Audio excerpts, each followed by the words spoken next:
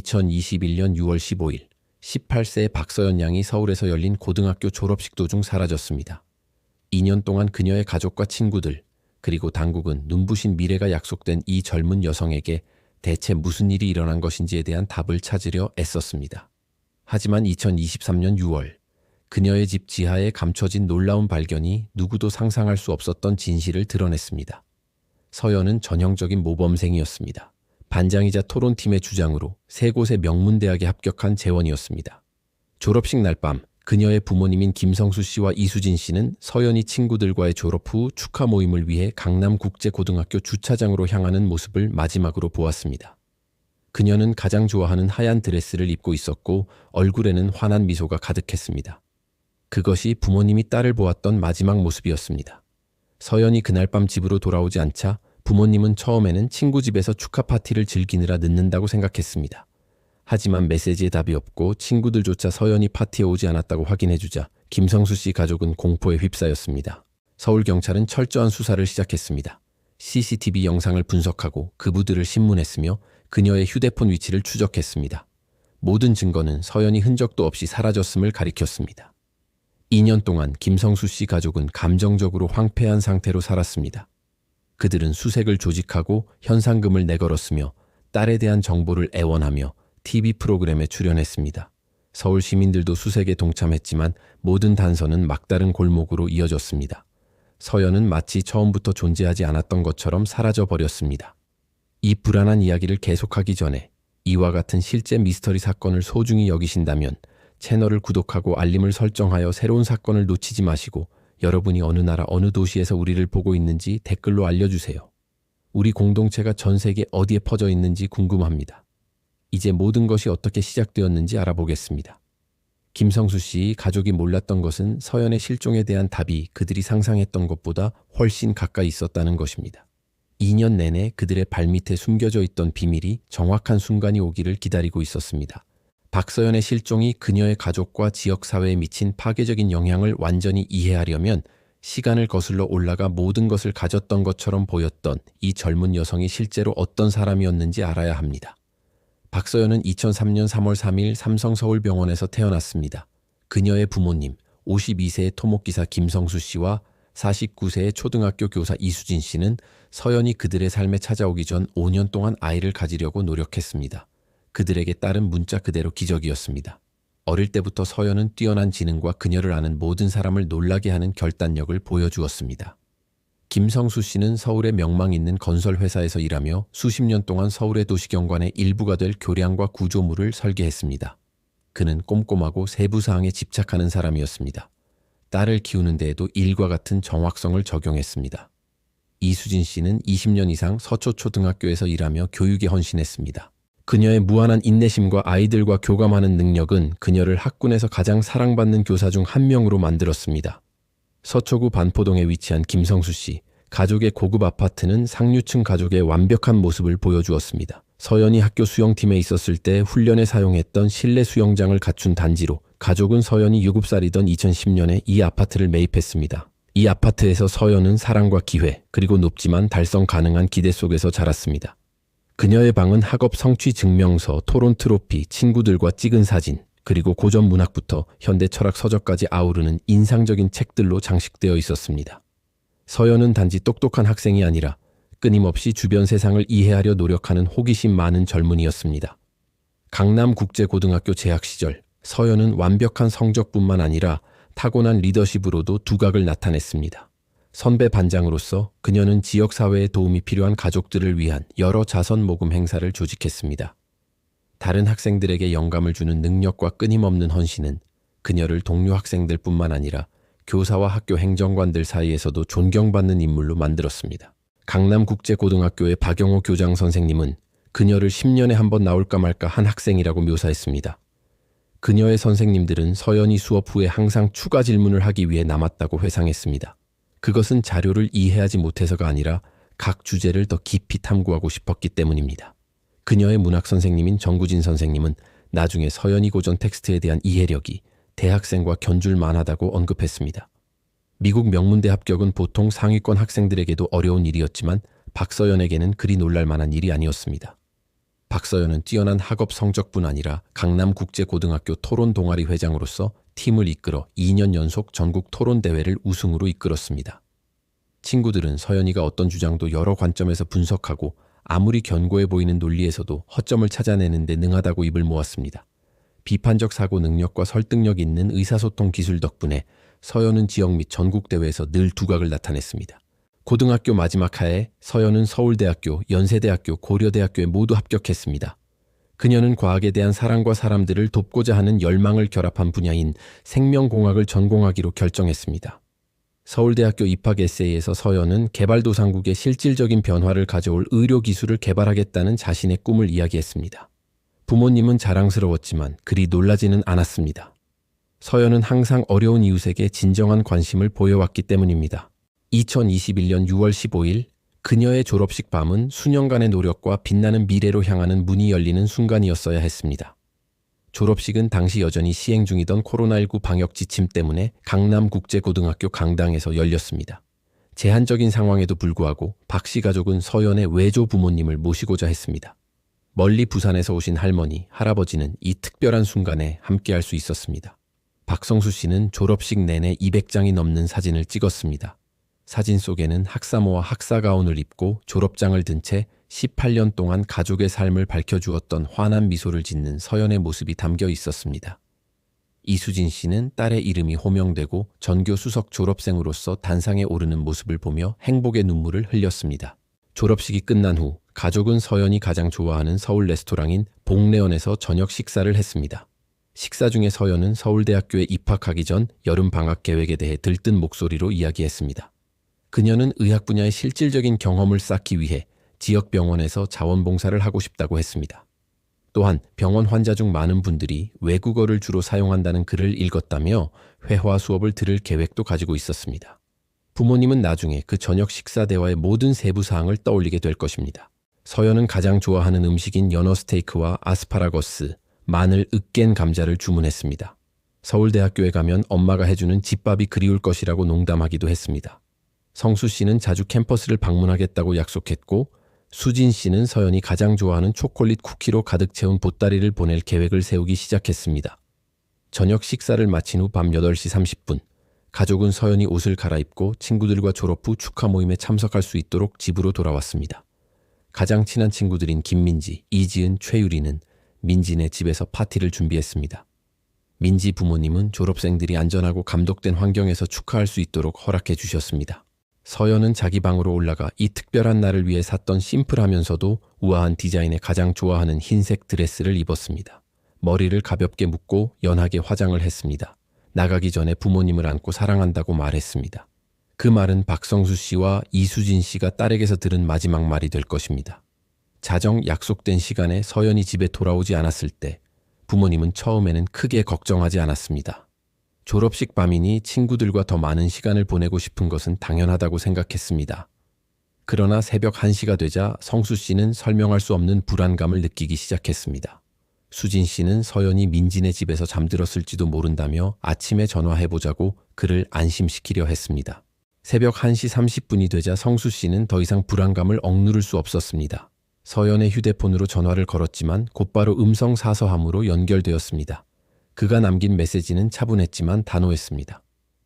서연아, 즐거운 시간 보내고 있겠지만 괜찮은지 알려주려고 꼭 전화해줘. 사랑한다.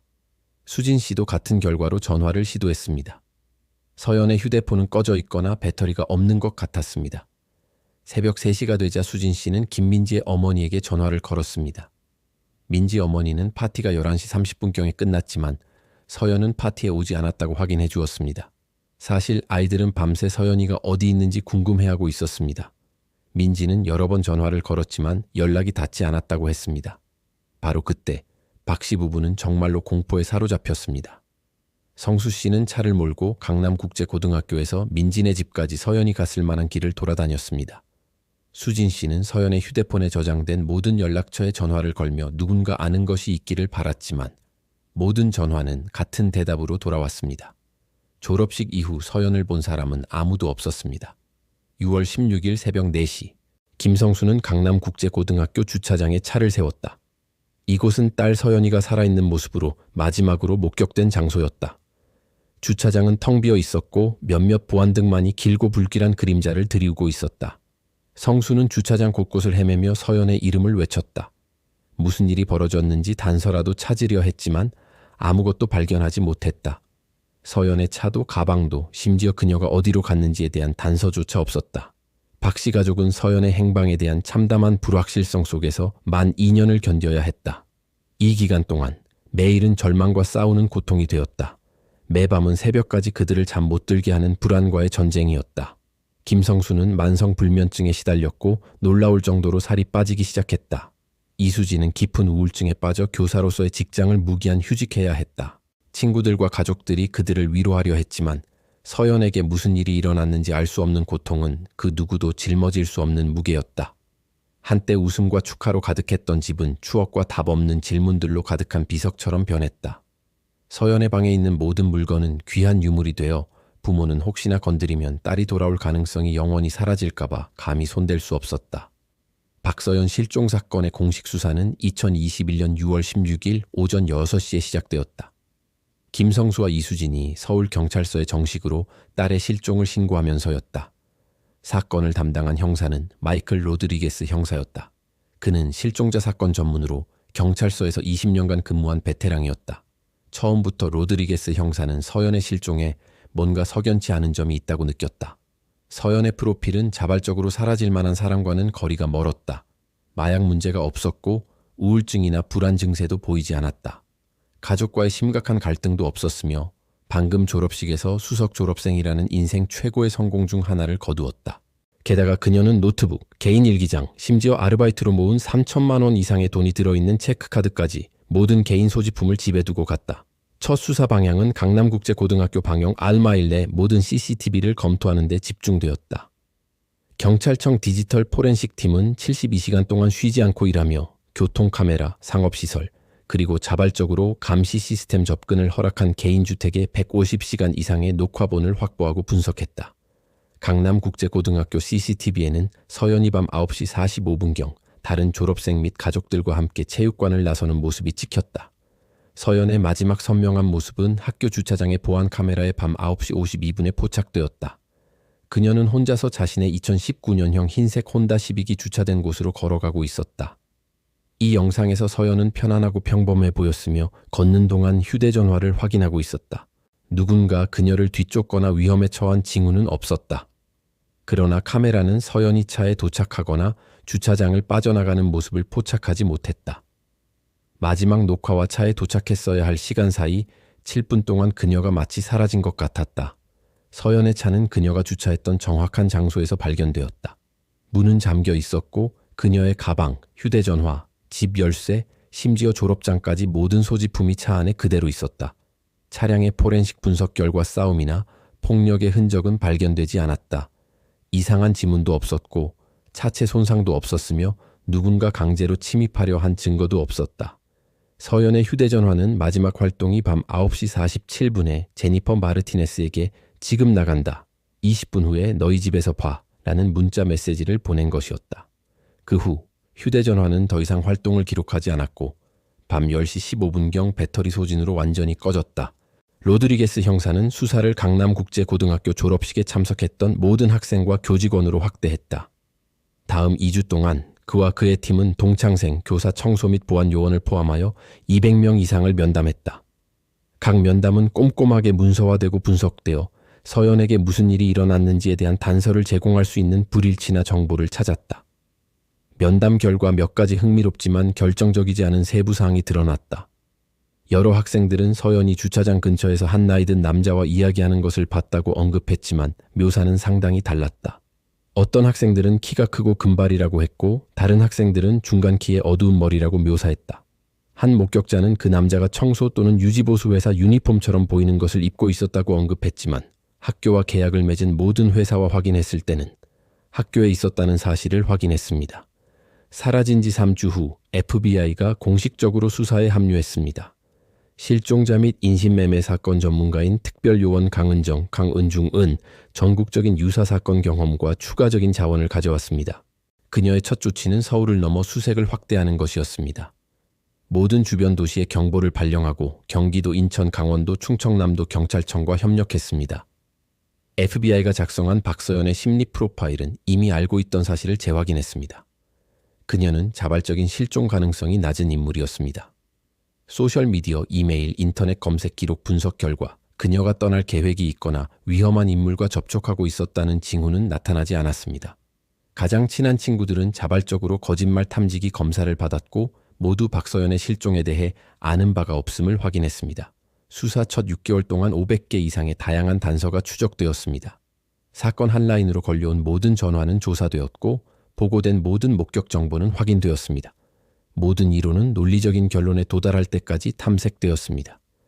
김성수와 이수진 부부는 박서연의 안전한 귀환으로 이어질 정보에 대해 1억 원의 현상금을 내걸었습니다.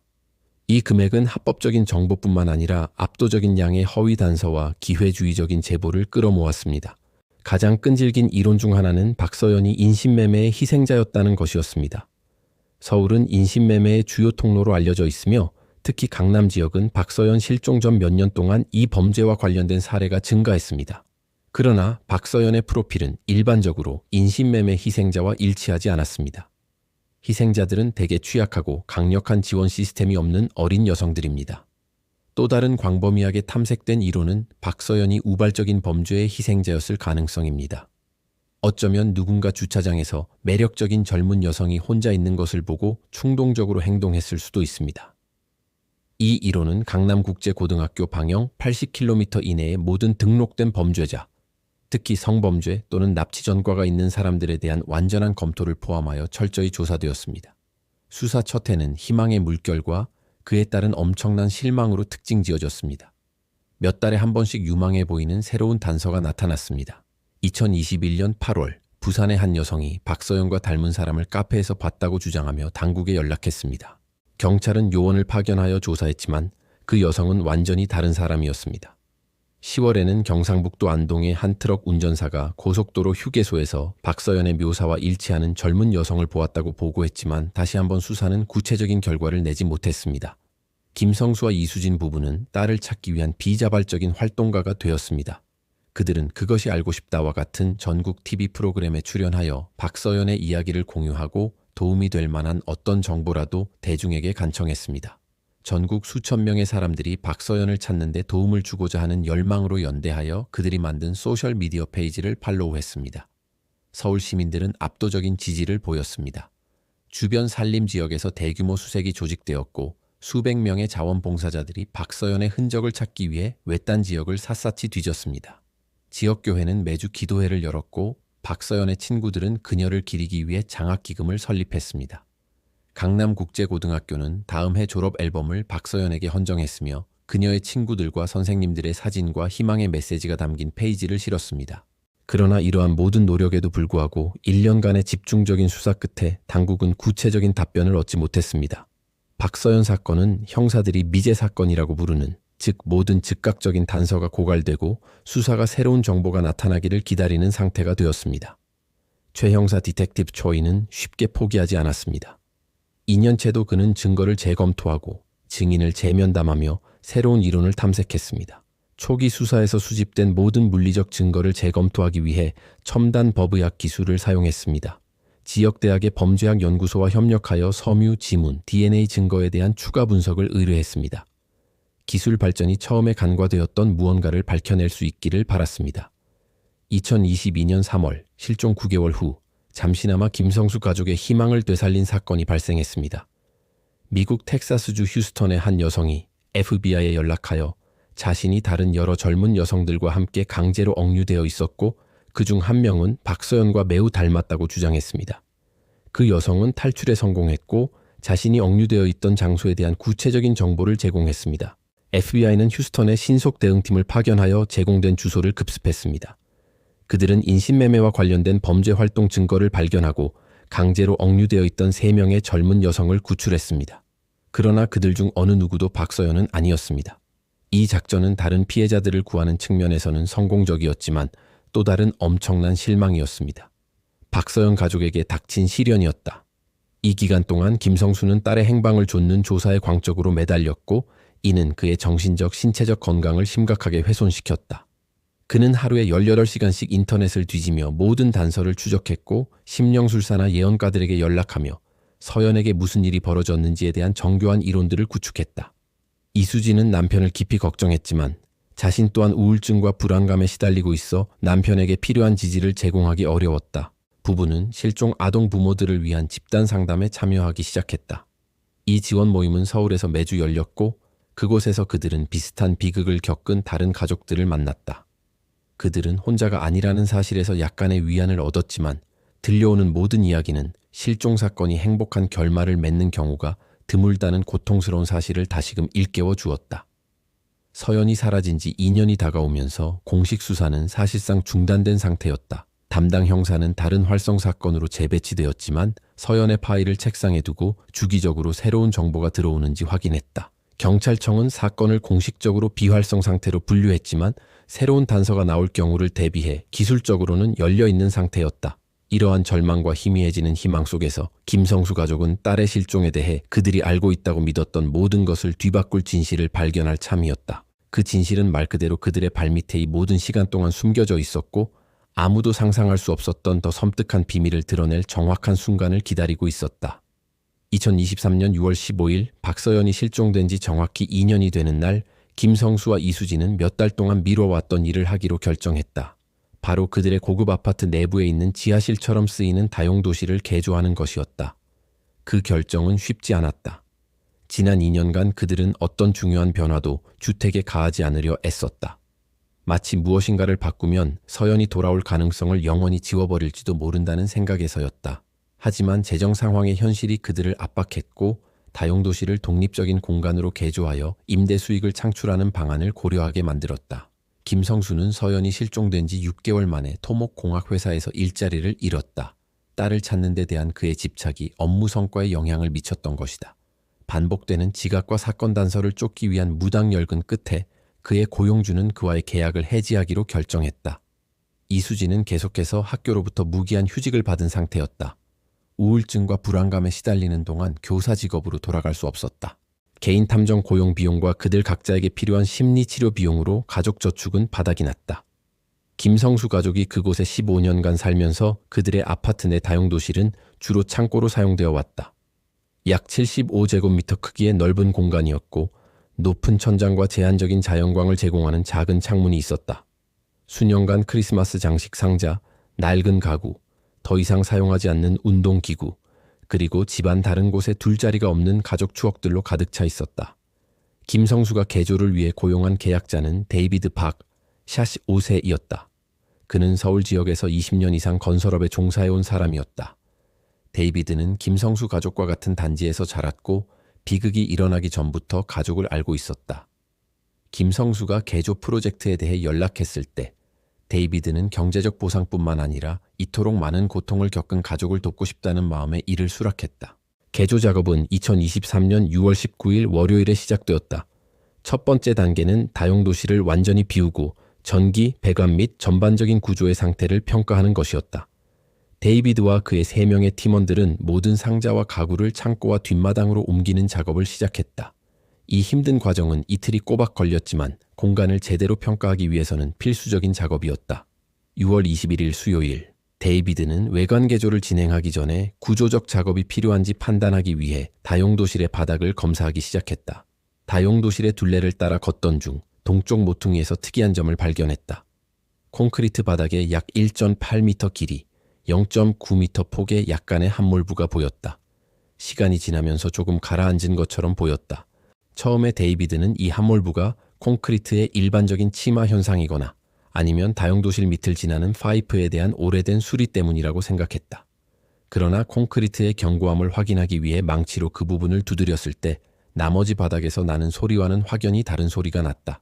다른 부분은 단단하고 꽉 찬 소리가 났지만 이 특정 부분에서는 마치 콘크리트 아래에 빈 공간이 있는 것처럼 더 텅 빈 소리가 났다.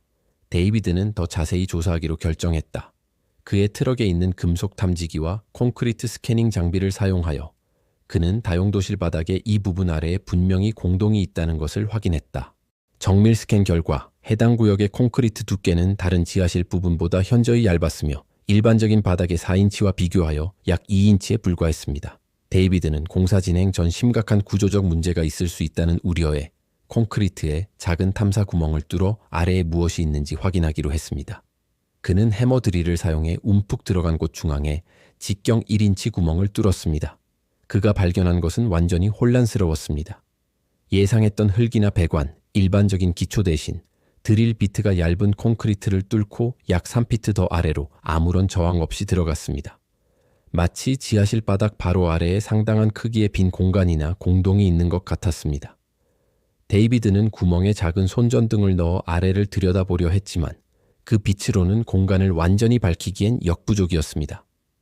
이 발견에 혼란스럽고 다소 불안해진 데이비드는 즉시 위층으로 올라가 김성수 씨에게 자신이 발견한 것을 알렸습니다. 김성수 씨는 지난 2년간 대부분의 날들처럼 자택 사무실에서 박서연 양에 대한 새로운 정보를 찾기 위해 인터넷을 뒤지고 있었습니다. 데이비드가 지하실 아래 공동에 대해 설명했을 때 김성수 씨의 첫 반응은 리모델링 프로젝트에 차질이 생길 수 있다는 짜증이었습니다. 그러나 데이비드가 발견한 것의 특이한 점들을 더 자세히 설명하자 김성수 씨는 설명할 수 없는 불안감을 느끼기 시작했습니다. 그 구역의 콘크리트가 더 얇고 그 아래에 상당한 공동이 있다는 사실은 건축학적 관점에서 말이 되지 않았습니다. 이 집은 2008년 평판 좋은 건설업체에 의해 지어졌고 2010년 구매 당시 모든 검사는 문제없이 통과되었습니다. 김성수 씨는 데이비드와 함께 지하실로 내려가 해당 구역을 살펴보았습니다.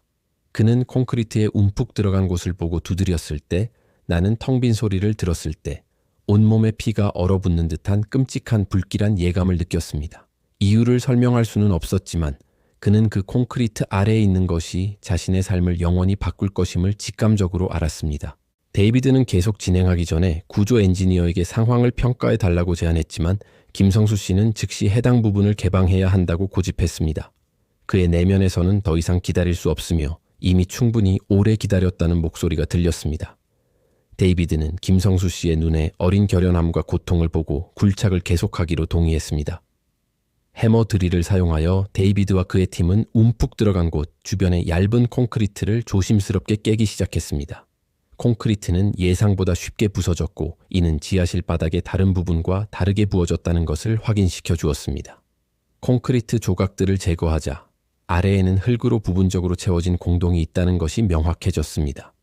김성수 씨는 몇 미터 떨어진 곳에서 불안하게 지켜보았고 심장이 너무 세게 뛰어서 귀에 들릴 정도였습니다. 위층에서 해머 드릴 소리를 들은 이수진 씨도 무슨 일이 일어나는지 보러 내려왔습니다. 김성수 씨가 간략하게 발견에 대해 설명하자 그녀 또한 남편이 경험했던 것과 동일한 불길한 느낌을 받았습니다. 2시간의 조심스러운 작업 끝에 데이비드와 그의 팀은 얇은 콘크리트를 모두 제거하여 길이 약 6피트, 너비 3피트, 깊이 4피트의 직사각형 공동을 드러냈습니다. 이 공동은 집 기초 아래의 흙을 직접 파내어 만들어진 후 얇은 콘크리트 층으로 덮이기 전에 흙과 잔해로 부분적으로 채워져 있었습니다. 데이비드는 즉시 이 공동이 어떤 정상적인 건축 과정의 결과가 아니라는 것을 깨달았습니다. 누군가 집이 지어진 후에 지하실 아래에 이 공간을 의도적으로 파낸 것이었습니다. 이 작업은 집에 접근할 수 있었고 덮개 콘크리트가 표면에서 비교적 정상적으로 보이도록 할 만큼 건축에 대해 아는 사람에 의해 수행되었습니다. 데이비드와 그의 팀이 공동을 채우고 있던 느슨한 흙을 조심스럽게 제거하기 시작하자 김성수 씨는 다리가 풀리는 것을 느꼈습니다. 그는 심한 현기증을 느껴 데이비드가 위층에서 가져다 준 의자에 앉아야 했습니다. 이수진 씨가 그에게 다가가 손을 잡았고 두 사람은 자신들이 곧 발견할지 모르는 것에 대한 공포 속에서 서로를 의지했습니다. 느슨한 흙 속으로 약 2피트 깊이에 이르렀을 때 데이비드 작업자 중 한 명의 삽이 흙이나 돌이 아닌 무언가에 부딪혔습니다. 단단하지만 딱딱하지 않은 금속 도구에 닿았을 때 둔탁한 소리를 내는 것이었습니다. 데이비드는 즉시 작업자에게 멈추라고 말하고 더 자세히 확인하기 위해 가까이 다가갔습니다. 장갑 낀 손과 작은 붓으로 흙을 조심스럽게 제거하며 데이비드는 그들이 발견한 것을 드러내기 시작했습니다. 가장 먼저 드러난 것은 흰색 천 조각이었습니다. 오랜 시간 묻혀 있었던 탓에 더럽고 변색되어 있었습니다. 그러나 변색과 손상에도 불구하고 그것은 확연했습니다. 습기와 시간의 흔적 속에서도 김성수는 그 재질을 즉시 알아보았다. 그것은 딸 박서연이 졸업식 날밤 입었던 흰색 드레스와 똑같은 종류의 천이었다. 부모가 서연을 마지막으로 살아있는 채 본 그 밤, 졸업식 후 파티를 위해 특별히 구매했던 그 드레스. 정확히 2년 전 강남국제고등학교 주차장에서 서연이 사라질 때 입고 있었던 바로 그 드레스였다. 김성수는 영혼 깊은 곳에서 울려나오는 고통스러운 절규를 터뜨렸다. 그 순수하고 처참한 비명에 데이비드와 그의 인부들은 즉시 작업을 멈추고 굴착 현장에서 물러섰다. 이수진은 무릎을 꿇고 쓰러져 그 모든 시간 동안 발밑에 숨겨져 있던 끔찍한 진실을 깨닫자 통제할 수 없이 흐느꼈다. 데이비드는 즉시 팀원들에게 작업을 중단하고 아무것도 만지지 말라고 지시했다. 그는 그들이 살인 현장을 발견했으며 즉시 당국에 연락해야 한다는 것을 이해했다. 떨리는 손으로 그는 휴대폰을 꺼내 112를 눌러 김성수 가족의 고급 아파트 지하에서 인골로 보이는 것을 발견했다고 신고했다. 그날 드러난 끔찍한 진실은 김성수 가족, 당국, 그리고 서울 시민들이 서연의 실종에 대해 믿어왔던 모든 것을 바꿔놓았다. 그러나 자신의 집 아래에서 발견된 그녀의 유해는 더욱 충격적인 질문들을 불러일으켰다. 누가 서연을 거기에 묻었는가? 어떻게 그녀가 자신의 가족 아파트 지하에 묻히게 되었는가? 그리고 더 불안하게도 누가 집에 접근할 수 있었고 아무도 눈치채지 못하게 이 급조된 무덤을 만들 정도로 충분한 정보를 가지고 있었는가? 2023년 6월 21일 수요일 오후 3시 47분 데이비드 박의 펠리 1, 2 신고는 서울경찰의 즉각적이고 대대적인 대응을 불러왔다. 박서연 사건의 주 수사관이었던 이민호 형사는 다른 사건을 조사하던 중 통보를 받고 즉시 서초구 반포동에 위치한 김성수 가족의 아파트로 향했다. 그는 아이러니를 놓치지 않았다. 2년 동안 전국을 뒤져 서연을 찾았지만 그녀는 아무도 찾아볼 생각조차 하지 않았던 바로 그곳에 있었다. 이 형사가 현장에 도착했을 때 그는 김성수와 이수진이 완전히 충격에 빠져 있는 것을 발견했다. 이수진은 심한 공황 발작을 겪은 후 구급대원에게 진정제를 투여받았고 김성수는 거실에 앉아 완전히 절망에 찬 표정으로 허공을 응시하고 있었다. 데이비드 박과 그의 팀은 지하실을 봉쇄하고 차고에서 대기하고 있었는데 모두 자신들이 발견한 것에 대해 눈에 띄게 충격을 받은 상태였다. 서울지방경찰청 과학수사팀은 30분 이내에 도착했고 이어 국립과학수사연구원의 전문팀이 도착했다. 현장은 즉시 살인사건 수사로 분류되었고 김성수 가족의 아파트는 공식적으로 활성범죄 현장이 되었다. 이웃 주민들이 거리에 모이기 시작했다. 그들 중 다수는 서연을 찾는 초기 수색에 참여했던 사람들이었고 이제 그들의 가족 아파트가 범죄 수사의 중심이 되는 것을 공포에 질려 지켜보고 있었다. 서연의 유해를 조심스럽게 발굴하는 데 6시간 이상이 걸렸다.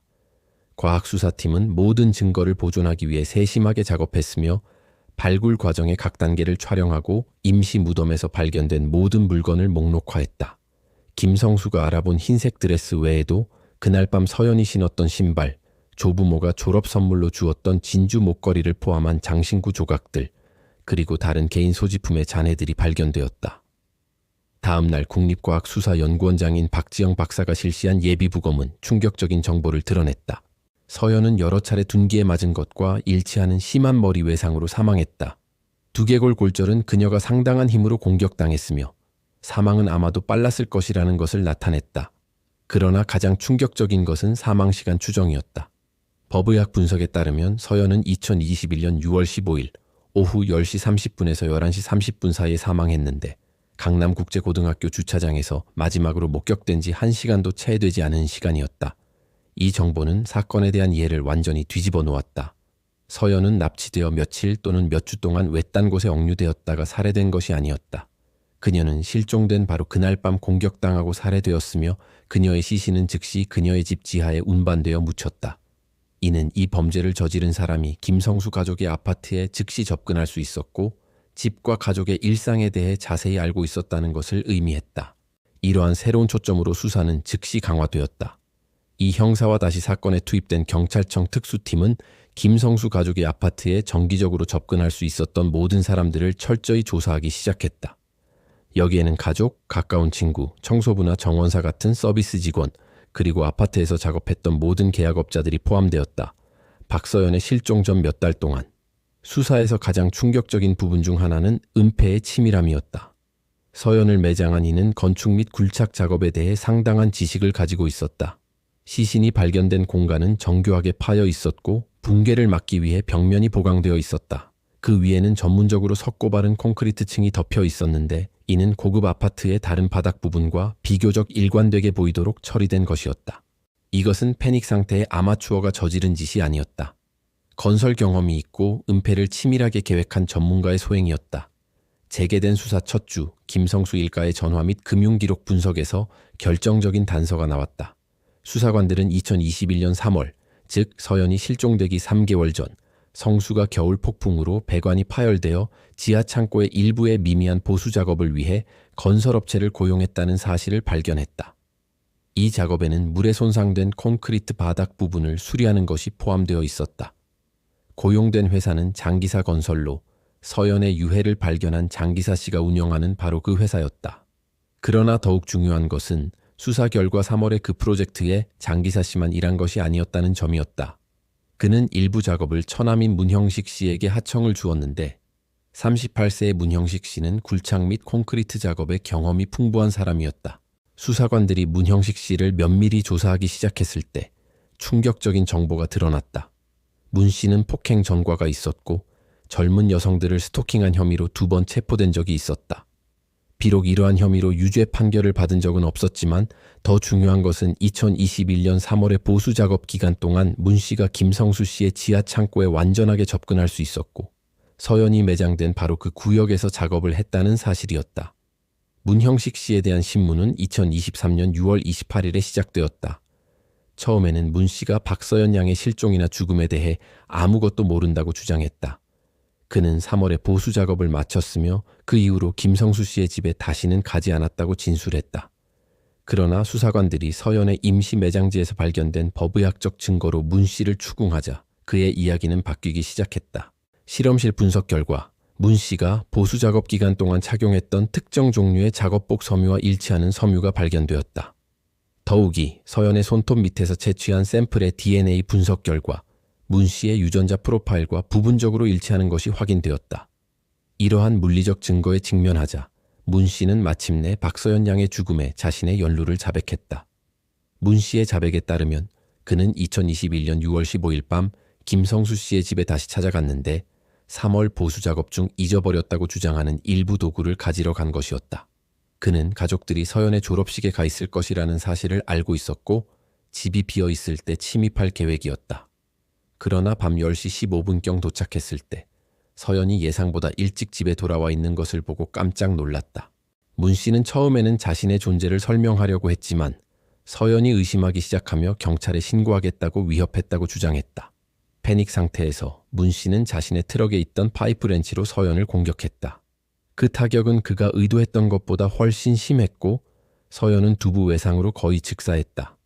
서연의 시신에 직면하고 자신의 행동에 대한 결과에 두려움을 느낀 문 씨는 3월 보수 작업, 당시 지하 창고에서 했던 굴착 작업을 떠올렸다. 그는 배관이나 전선에 부딪히지 않고 시신을 처리할 수 있는 정확한 위치를 알고 있었고 임시 매장지를 만들기에 필요한 도구와 경험을 가지고 있었다. 그는 밤새도록 서연을 매장하고 신선한 콘크리트를 섞어 무덤을 덮었으며 그 지역이 훼손되지 않은 것처럼 보이도록 최선을 다했다. 문 씨의 자백은 원래 사건의 가장 혼란스러운 많은 측면을 설명해 주었다. 서연이 집에서 매우 가까운 곳에서 실종되었음에도 불구하고 광범위한 수색에서도 발견되지 않았던 이유를 설명했다. 그녀가 서울을 벗어났거나 인신매매의 피해자가 되었다는 증거가 없었던 이유를 설명했다. 그리고 가장 고통스럽게도 김성수 씨와 이수진 씨 부부가 2년 내내 딸의 유해 위에서 말 그대로 살고 있었다는 사실을 모른 채 지냈던 이유를 설명했다. 2023년 7월 15일 문형식 씨는 박서연 양 살해 혐의로 1급 살인죄로 정식 기소되었다. 서울중앙지방검찰청은 범죄의 특히 흉악한 성격과 김성수 일가에게 가한 지속적인 고통을 언급하며 사형을 구형할 것이라고 발표했다. 재판은 서연이 사망한 지 거의 3년 후인 2024년 3월에 시작될 예정이었다. 김성수 씨와 이수진 씨 부부에게는 사건 해결이 또 다른 종류의 고통을 안겨주었다. 비록 그들은 마침내 딸에게 무슨 일이 일어났는지에 대한 답을 얻었지만 그 진실은 그들이 상상했던 최악의 악몽보다도 더 끔찍한 것이었다. 악몽과 같았습니다. 서연이가 그토록 가까이에 줄곧 그들 곁에 있었다는 사실은 김성수 씨와 이수진 씨가 온 나라를 헤매며 딸을 찾는 동안 내내 그 아이의 무덤 위에서 살고 있었다는 끔찍한 진실을 의미했습니다. 이는 어떤 부모도 겪어서는 안 될 심리적 고문이었습니다. 서초구 반포동에 있던 고급 아파트는 당국으로부터 범죄 현장이 해제되자마자 즉시 매물로 나왔습니다. 성수 씨와 수진 씨는 서연이와 함께했던 행복한 추억이 서린 곳이자 동시에 딸의 살해와 비밀 매장 장소였던 그곳에서 더 이상 살 수 없었습니다. 두 사람은 서울의 다른 지역에 있는 작은 아파트로 이사했고 집중적인 심리 상담과 가족 및 친구들의 도움으로 삶을 재건하기 위해 노력했습니다. 서울 시민들은 사건 종결 소식의 안도와 함께 경악을 금치 못했습니다. 서연이를 위한 답과 정의가 마침내 찾아왔다는 안도감도 있었지만 범인이 그들 가운데서 서연이의 위치를 정확히 알면서도 수색에 참여하고 가족에게 위로를 건네왔다는 사실에 경악했습니다. 이 배신감은 공동체가 받아들이고 용서하기 힘든 충격이었습니다. 강남국제고등학교는 서연이가 발견된 지 1주년 되는 날을 기념하여 추모식을 열었습니다. 이제 대학교 3학년이 된 서연이의 동창들은 수석 졸업자였고 많은 잠재력을 가졌던 친구를 추모하기 위해 서울로 돌아왔습니다. 추모식은 서연이의 삶을 기리는 동시에 2년 넘게 공동체를 뒤흔들었던 비극적인 이야기의 끝을 알리는 자리였습니다. 박서연 양의 이야기는 전국의 경찰서에서 피해자 거주지에 접근할 수 있는 모든 사람을 철저히 조사하는 것의 중요성에 대한 사례 연구가 되었습니다. 또한 우리가 필사적으로 찾는 해답이 때로는 상상하는 것보다 훨씬 더 가까이 있다는 냉엄한 현실을 상기시켜 주었습니다. 이와 같은 실화 사건을 추적하는 우리에게 박서연 양의 이야기는 답을 찾으려는 희망을 결코 잃지 않는 것의 중요성을 일깨워 줍니다. 그러나 동시에 때로는 그 해답이 불확실성보다 더 고통스러울 수 있다는 현실과 맞닥뜨리게 합니다. 피해자의 기억을 기리고 정의를 추구하는 이러한 실화를 소중히 여기신다면 우리 채널을 구독하고 이 영상을 공유하여 이 중요한 사건들에 대한 대화를 이어가는 데 도움을 주십시오. 댓글로 서연이의 이야기 중 어떤 부분이 가장 충격적이었는지 알려주세요. 그리고 공동체가 비슷한 비극에 직면한 가족들을 어떻게 더 잘 보호하고 지원할 수 있는지에 대한 여러분의 생각도 공유해 주세요. 다음 이야기까지. 모든 사건 뒤에는 삶이 영원히 바뀌었고 존경과 품위, 그리고 아무리 어렵더라도 진실을 찾으려는 의지로 이야기가 전해져야 할 실제 사람들이 있다는 것을 기억합시다.